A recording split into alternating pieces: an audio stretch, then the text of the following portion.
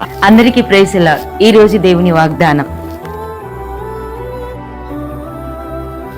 ఇర్మీయా గ్రంథము 31వ అధ్యాయము 4వ వచనము.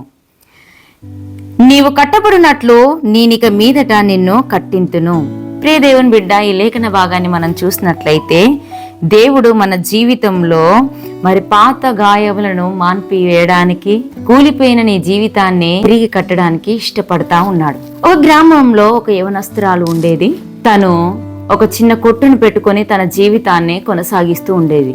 అనుకోకుండా భయంకరమైన తుఫాను, వర్షం వల్ల వరదల వల్ల తను నివాసం చేస్తున్న గృహము, తను పెట్టుకుని ఉన్న కొట్టు వరదల్లో కొట్టుకుని పోయిందండి.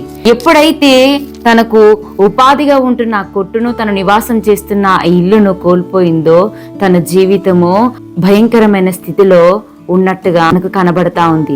కానీ దేవుడి మీద విశ్వాసం ఉంచి నమ్మకంతో ప్రతి దినము పోయిన వాటి విషయం కాకుండా నా తండ్రి నాకు తోడుగున్నాడని విశ్వాసం కలిగి ప్రార్థన చేస్తూ ఉన్నప్పుడు దినమున ఆ ప్రాంతాన్ని దర్శించడానికి మిషనరీ వారు వచ్చారండి. అది చూసిన వాళ్ళంతా యవనస్త్రాలను చూసి, అయ్యో బిడ్డ, నీకు ఎవరు లేరా? నువ్వు ఒక్కదానివేనా? ఉండడానికి నివాసం లేదా? జీవించడానికి ఉపాధికి ఏది లేదా అని తన దగ్గర నుండి విషయాలన్నీ తెలుసుకొని తనకు తిరిగి తన ఇంటిని, తన కొట్టును పెట్టించినట్టుగా మనం చూస్తా ఉన్నాం. ప్రియ దేవుని బిడ్డ, ఆ బిడ్డ అయితే దేవుని మీద నమ్మకం కలిగి జీవించింది.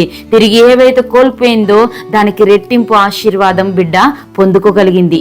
ఈ దినమున నీ జీవితంలో ఎన్నైతే కోల్పోయి ఉన్నావో, దేని విషయంలో అయితే నువ్వు బాధపడుతున్నావో, తిరిగి ఆ బాధ లేకుండా కోల్పోయిన వాటికి రెట్టింపు దేవుడు ఇవ్వడానికి సిద్ధంగా ఉన్నాడు. ఇటు వాగ్దానం మనందరి పట్ల దేవుడు నిశ్చయంగా నెరవేర్చునుగాక. ప్రార్థన. మమ్మల్ని మిక్కిలిగా ప్రేమిస్తున్న నా ప్రియ పరలోకపు రాజానికి వందనాలయ్యా. మీరిచ్చిన వాగ్దాన వాక్కులకి వందనాలు. వింటున్న ప్రత్యేక బిడ్డ జీవితంలో ఇటు వాగ్దానం నెరవేర్చి ఆశీర్వదించుమని నజరేయుడైన యేసుక్రీస్తు నామములో వేడుకుంటున్నాం తండ్రి. ఆమేన్.